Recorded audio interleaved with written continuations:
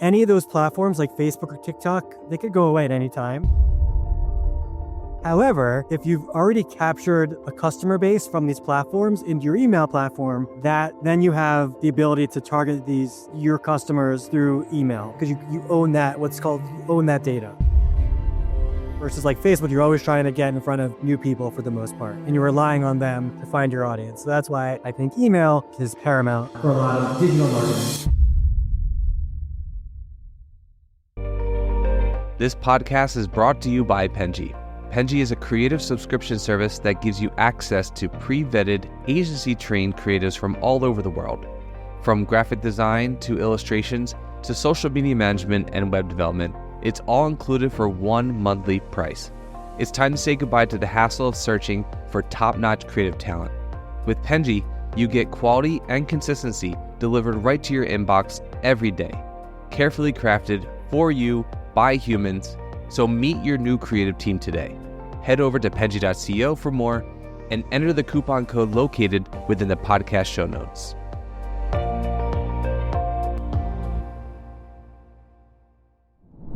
Hello, everyone, and welcome to the Philly Made Podcast, the podcast where we build community by learning more about our fellow Philly friends in the business world. I'm your host, Shannon, Penji's partnership coordinator, and I'm joined here today with Dan Vogel, founder and president of DBV Marketing, an agency that offers marketing services to small businesses. Thank you so much for coming on with me. Thank you for having me. And sorry for the mess up on the name. This is, it's already so hard to say fellow Philly friends. I don't know why that was put Hard in. for me to say it to you sometimes as well, so don't feel bad. It's my own name, so that's the worst part. Could you please tell us a little bit about yourself, kind of how you got to this point, and a little bit about your agency? Sure, yeah. I am Dan Vogel. I have started my agency about 7 years ago, and before that, I'd been all over the place. A little bit of computer science, a little bit of finance, a little bit of business development, and then realized marketing, and more specifically digital marketing, is where I wanted to be.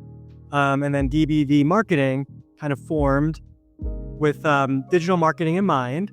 And most recently, the iteration that is kind of like what I do now is that I help businesses grow utilizing digital marketing, advertising, and more specifically, I utilize social media, ad platforms, and email marketing to help them achieve what they want to achieve, like more clients, more sales, and that's what I do.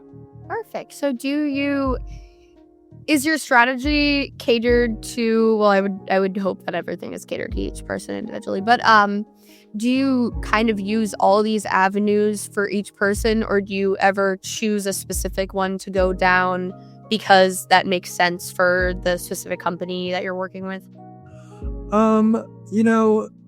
In most instances, platforms like Facebook or TikTok are the amount of people that are on there that those platforms are good enough for almost any client, whether you're a business to business client or a business to consumer client, B2C.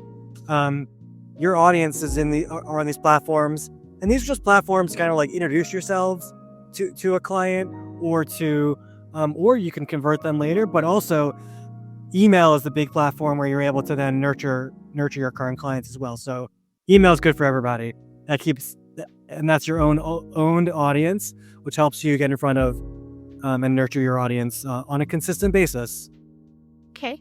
Why do you think email is the most important? As much as my business relies on outside platforms that I don't control, like the data or the customers or the users that are on there, any of those platforms like Facebook or TikTok, they could go away at any time. So that's dramatic. However, if you've already captured a customer base from these platforms into your email platform, then you have the ability to target your customers through email because you own that, you own that data. Versus like Facebook, you're always trying to get in front of new people for the most part, and you're relying on them to find your audience. So that's why I think email is paramount for a lot of digital marketing. That makes a lot of sense because like everyone has an email. Not everyone has a Facebook. Not everyone has a TikTok. I know I don't use Facebook. I consider it obsolete in for my generation of people. I know there's so many people that are my age that do use Facebook regularly. It's not even on the forefront of my mind. I have it on my phone, and I don't think I've ever in the past several. I liked a bunch of happy birthdays. That's like all I do because my mom gets mad at me if I don't acknowledge happy birthday messages, cousins or aunts and uncles and whatnot.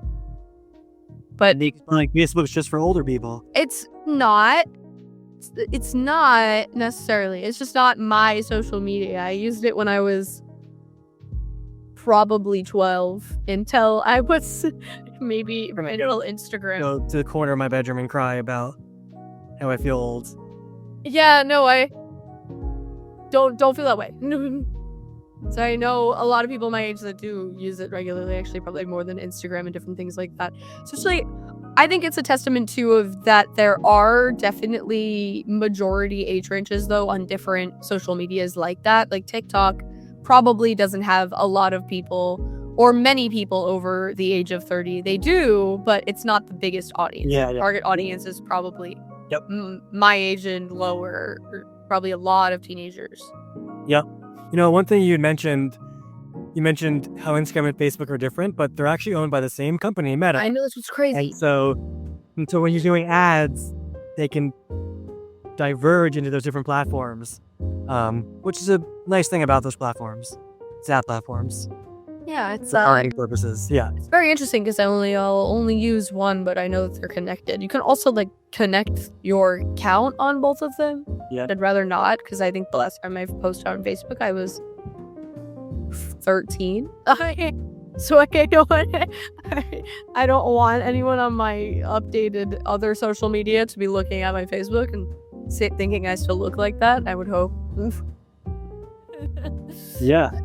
So do you think, you said that you had a financial background before this, of like checked out your LinkedIn, and I was wondering if you think that gives you a leg up in the marketing world, because I know a lot of people will go to start a business or an agency or whatever it may be, and having a background in a certain field is very helpful.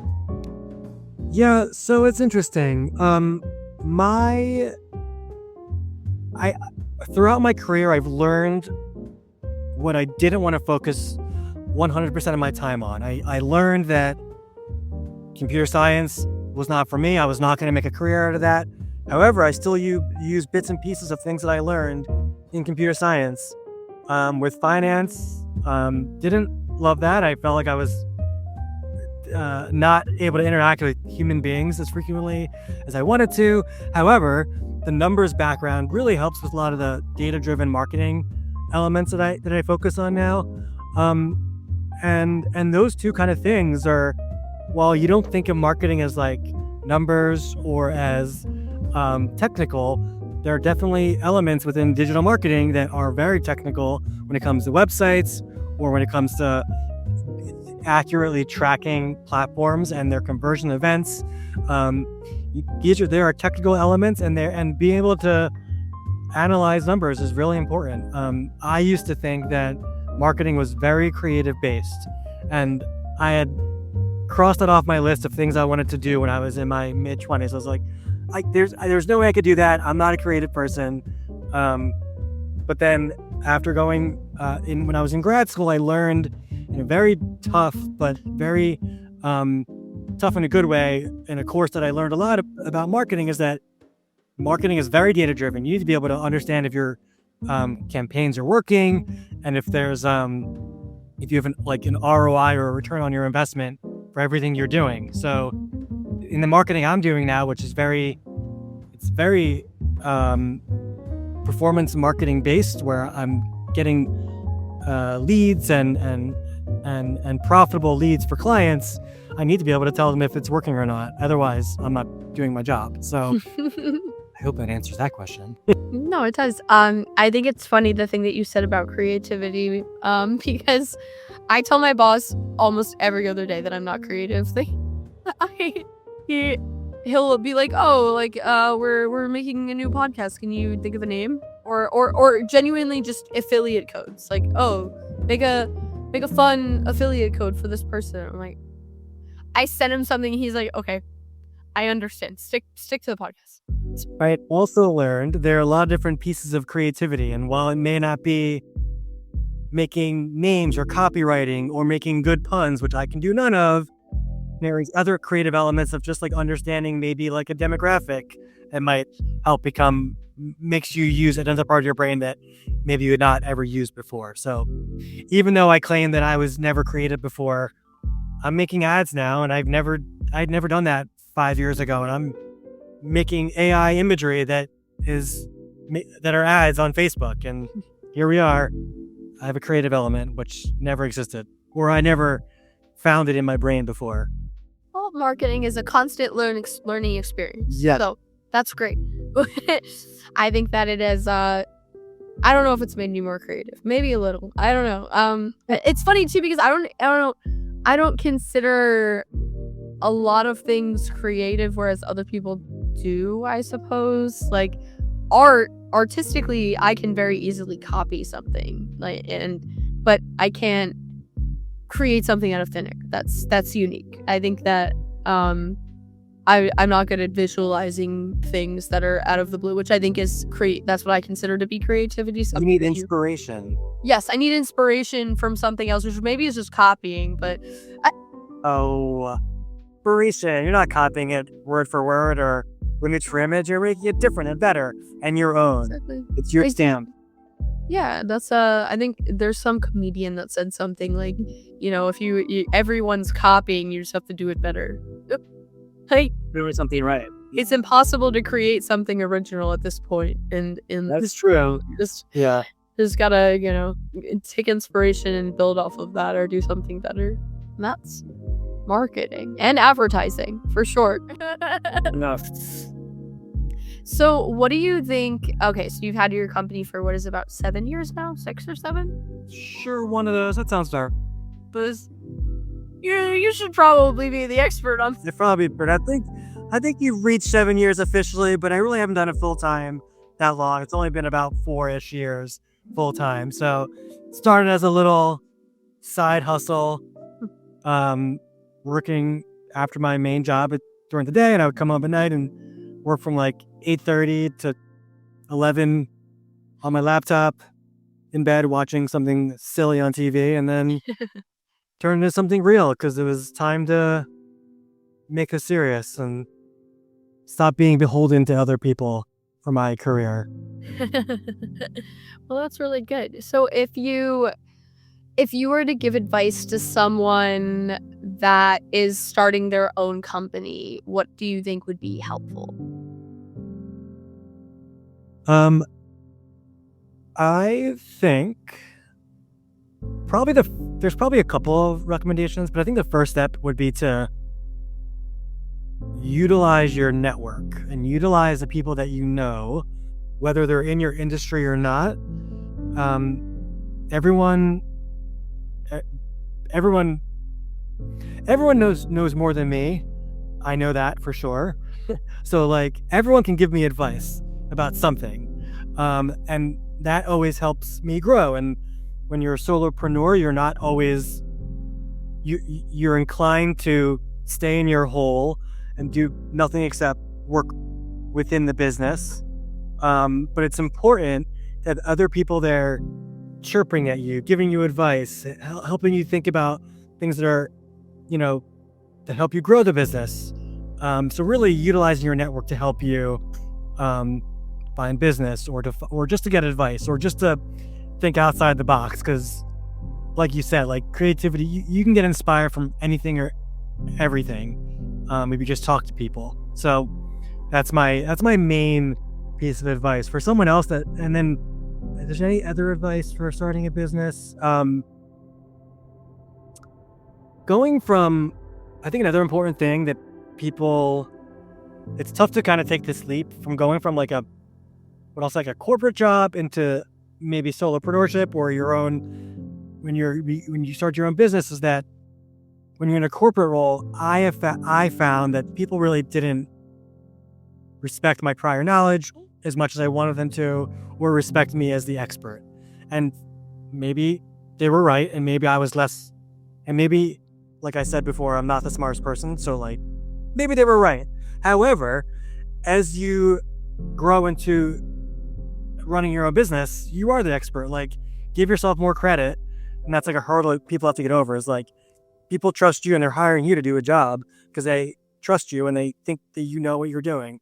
And you probably do. You just have anxiety and don't want to. Thank you, though. So, those are kind of the two things. Talk to everybody and believe in yourself. Okay. No, you're right. Believe in yourself that you can answer that. That was beautiful. And no, I also think it's important to be humble in the way that you know you're not always the smartest person in the room. And no one should be treating you like you're less than just because maybe you're not the smartest person in the room. That doesn't make you not less of an expert.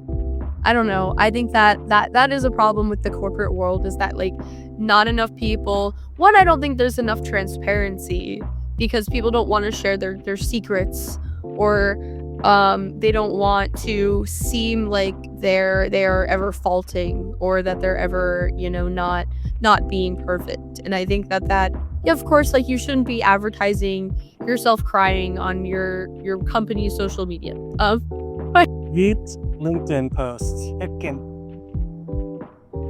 And maybe you can. I love, my favorite LinkedIn posts are the ones that are like, my wife divorced me. Here are 5 business tips that you can to grow your business after this happened. As I love those. Those are so funny. But I do think that there's something that's really important about, like being the balance of being confident in what you can do, but also understanding that you always have a lot to learn.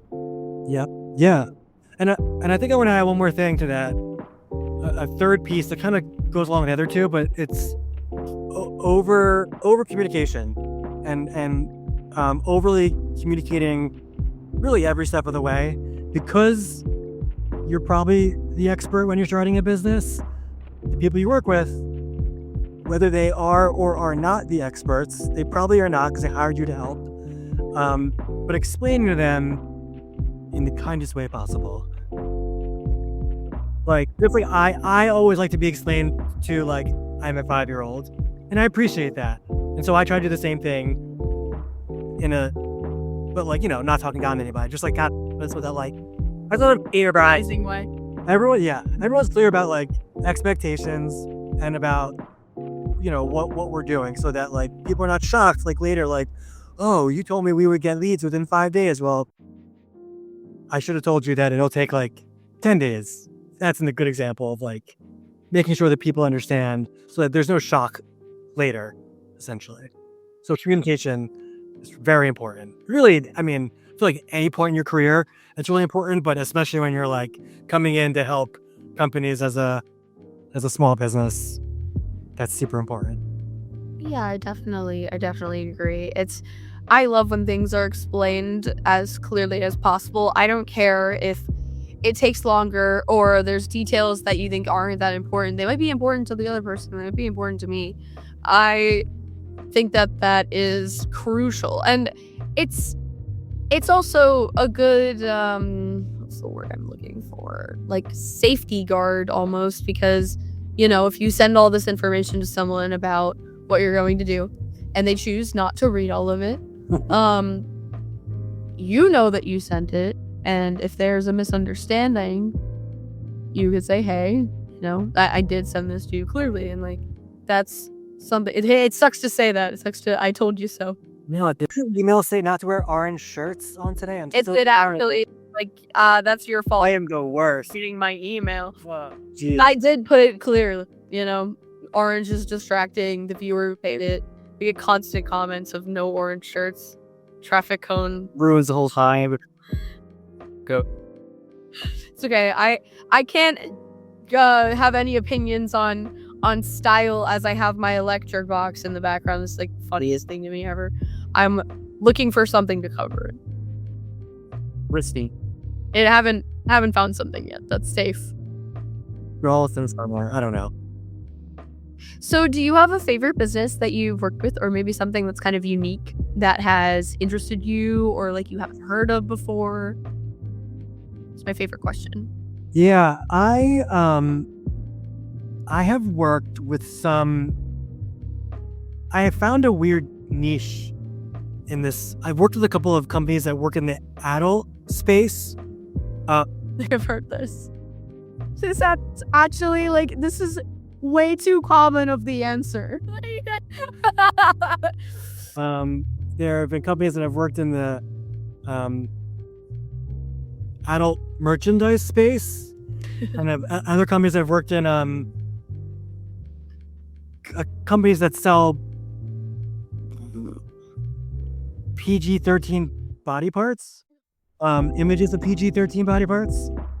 So, what was I saying? Things I never thought companies I never thought I'd work with. But they're out there and they need new customers. Yeah, I mean, there's nothing wrong with that. It's very funny. I'm sure you get like a giggle here and there. That makes it more fun. I love that. It's very funny that that's constantly the answer that I get. I guess that they need advertising. I guess it's hard because I know that there's limits on the ways they can advertise. So some of those categories are not allowed in some of the app platforms. Yeah, there are limits. Gotta be a little bit creative. So what do you think? Okay, so this is Philly made, as this is the title at the top. I like Philly. I like Philly. You like Philly. So what do you think the positives are of owning a business in Philly? Well, my business, even though it's based in Philly and I live in Philly and I love Philly, I don't think I have any clients currently that are inside of Philly. So a lot of my clients are outside of Philly and they have a lot of national reach. But the good part for me is that I don't have to travel anywhere to work and I get to walk around Philadelphia if I want to during the day. Which is great. And my daughter goes to school in Philly. I get to walk her to school every once in a while. Days like this when it's like fall weather, it's great versus like it's not great when it's like excruciatingly hot. Yeah. Snowing. But yeah, I know, not the answer you're looking for. Sorry, I don't have the. No. So wait, so you said you had more national reach. How do you gain these clients? Like, what's your strategy? Not going locally. Yeah, it's all been referral. It's all been based off of people that I know referring me out to other companies that have worked with me, and they say you should work with Dan, and then I'm like, okay, and then we go from there. But yeah, no paid advertising yet. Not yet, but one day I'm sure. Maybe I'll start a podcast. Who knows? But probably not. Yeah, I'm all referral. What's your strategy for gaining your referral then? For a long time, it was a lot of utilizing LinkedIn. I think LinkedIn has a really strong organic reach where just by posting content and commenting on other people's stuff authentically, people see you and they're aware of what you offer and your services. But more recently, I kind of moved over, in addition to that, kind of working on more one-to-one outreach. I feel like on a personal level, I've done a poor job in my life of like communicating with people that I know, that are like not in my immediate sphere. So I feel like, me trying now to reach out, just to catch up with people, seeing what they're up to, has secondary effects for referrals. Like some people be like, "Oh, Dan, I didn't realize you did this. We should talk about this." I'm like, "Cool. I just want to know if you're doing okay." But nice. Perfect. So I think it's been a nice touch to like. This is a piece of the business where like I'm trying to focus less on the work and focus more on the community outreach or working with, chatting with people and friends and just making sure I have time for that part of my mental health as well.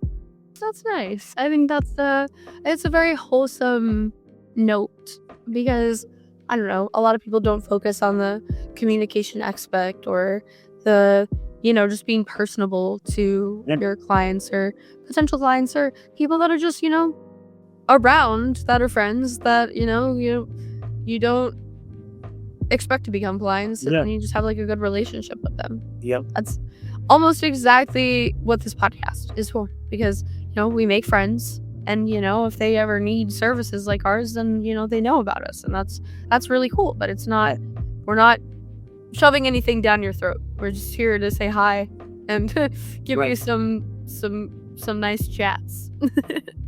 Perfect. So that was a really wholesome note, but I didn't get to ask you yet, what are the negatives of owning a business in Philly? Which maybe there's none because you don't source locally. But yeah, I mean, I don't know if any of if I would work with anyone that would there are always going to be good and bad clients. I don't know if Philly would make a client worse.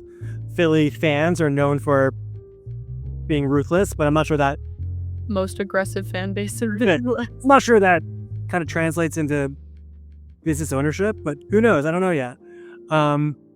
But the negatives of being a business owner in Philly, I don't know. I've heard people complain about taxes, but honestly, it is what it is, and I like it.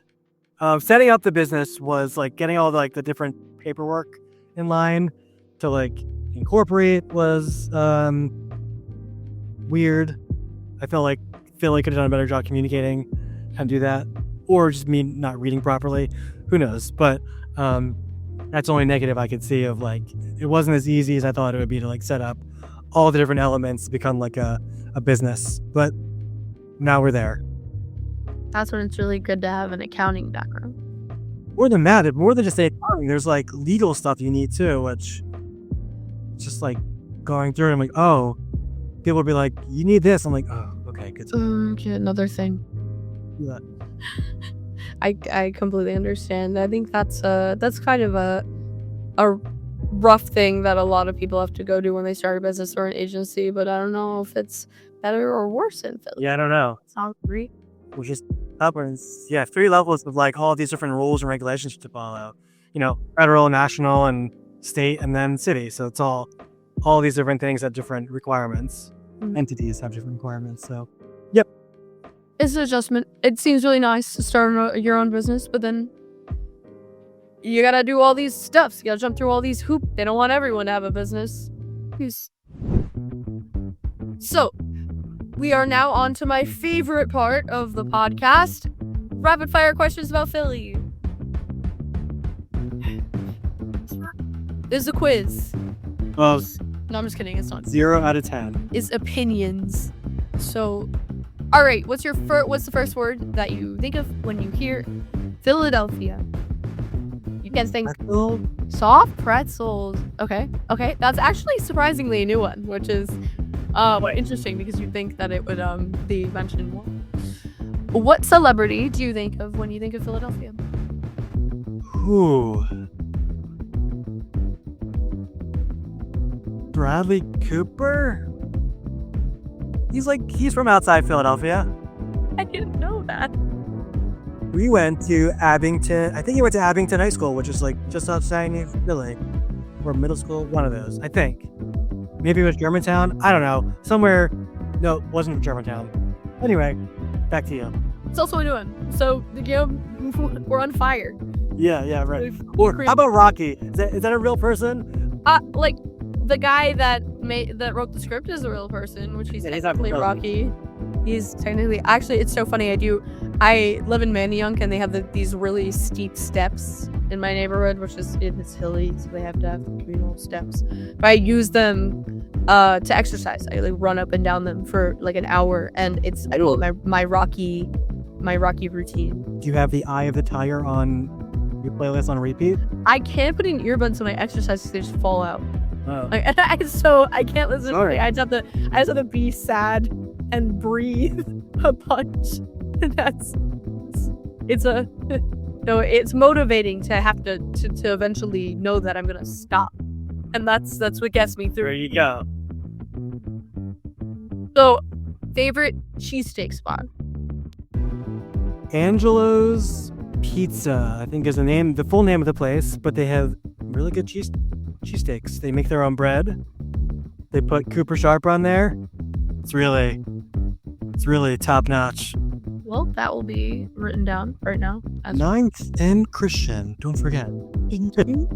For that, I will be going. Also, do they have good pizza though? Yes, amazing pizza too. Okay, I have yet to have a good New York style pizza in Philadelphia. Well, you're looking for New York style pizza. That's the problem. Or at least they can make it the same style. It's like they're not. I don't know what it is. It's something with the sauce. The sauce it's too sweet here. I don't know what's going on with that. But oh yeah, you probably wouldn't like Lorenzo thing, which is like Lorenzo. Actually, I worked at Lorenzo and Sons for 2 years in college. Whoa, amazing! And there's this one guy in the back, Poncho. I actually don't know if he still works there. I need to visit him. I love working there. But the customers I could do without, depending on the day. I had stamps thrown at me sometimes. But it changed inside. You'd be much safer now. Oh no, I worked there when it was like that. Well, yeah, and it was not. Well, Mom's Day, okay. There's a guy back there. His name is Poncho. He's worked there for like 20 years. I don't even know. I love him. He's amazing.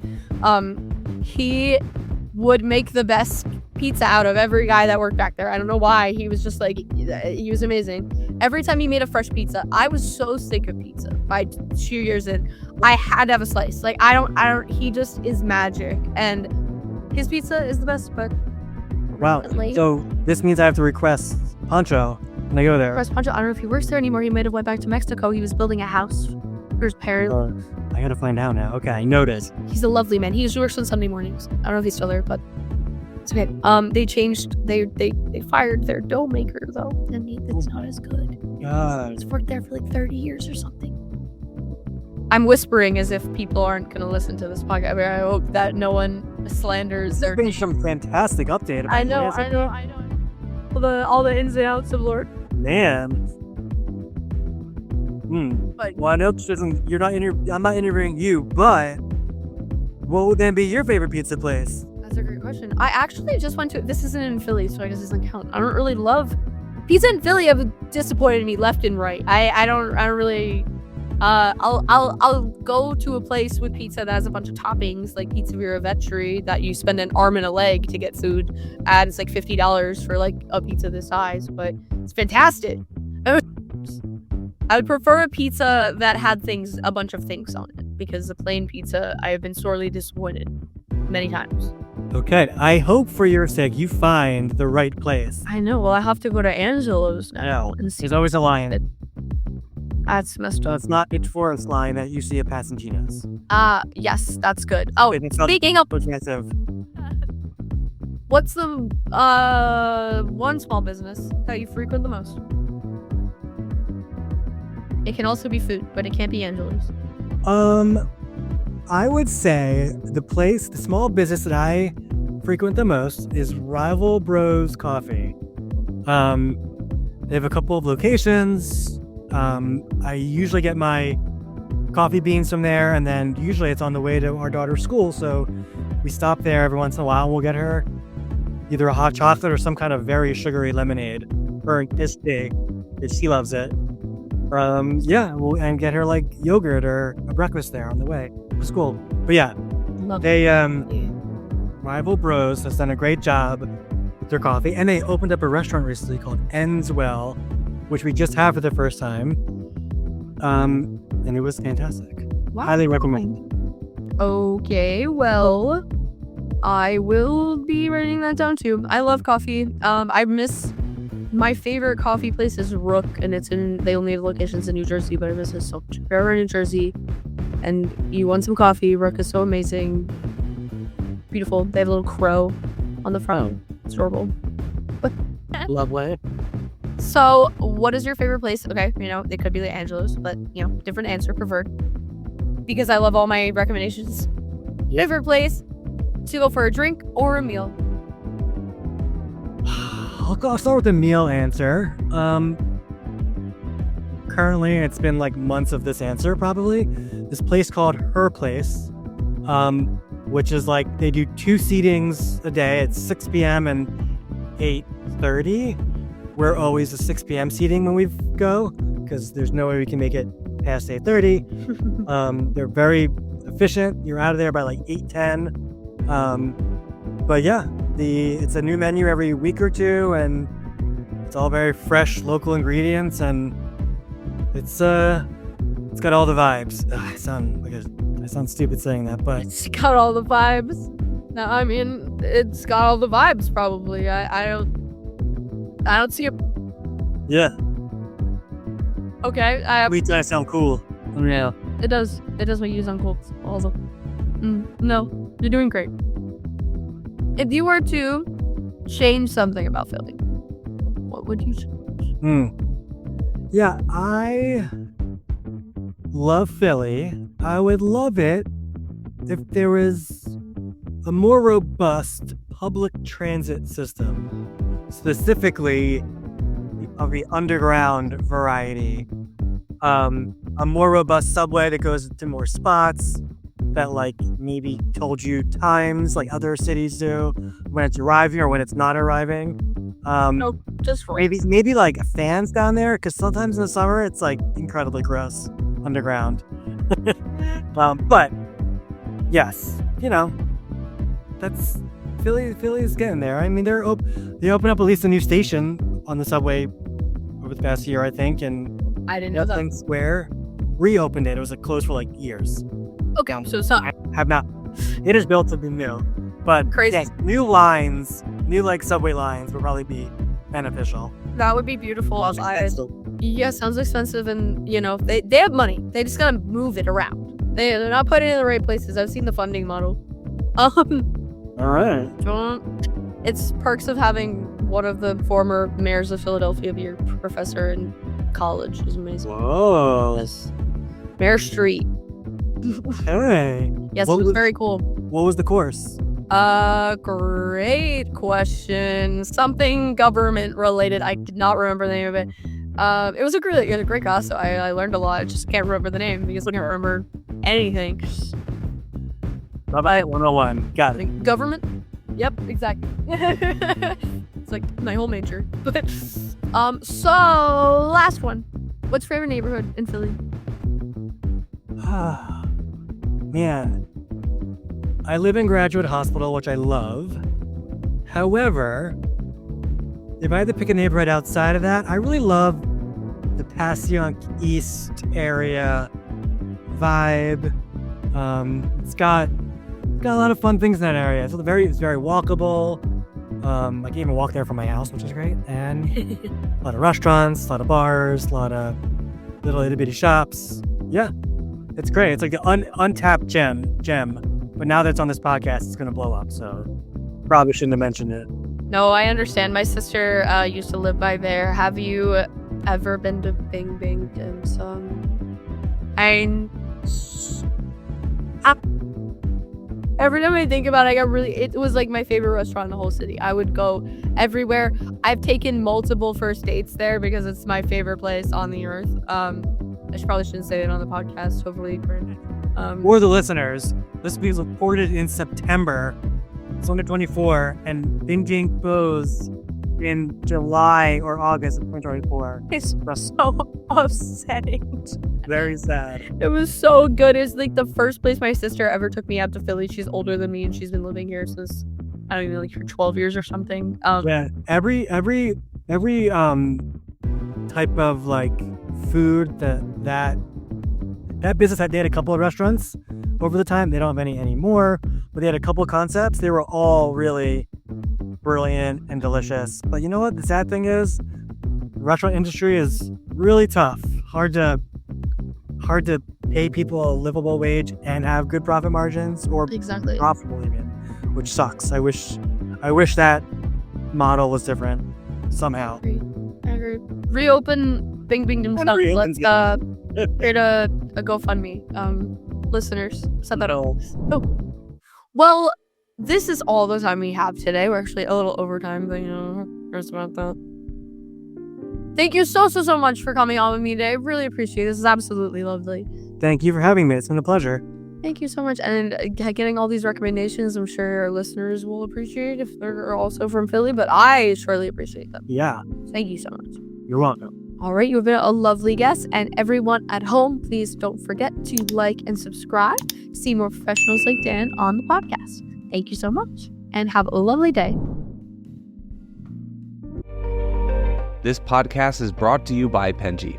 Penji is a creative subscription service that gives you access to pre-vetted, agency-trained creatives from all over the world. From graphic design to illustrations to social media management and web development, it's all included for one monthly price. It's time to say goodbye to the hassle of searching for top-notch creative talent. With Penji, you get quality and consistency delivered right to your inbox every day. Carefully crafted for you by humans. So meet your new creative team today. Head over to penji.co for more and enter the coupon code located within the podcast show notes.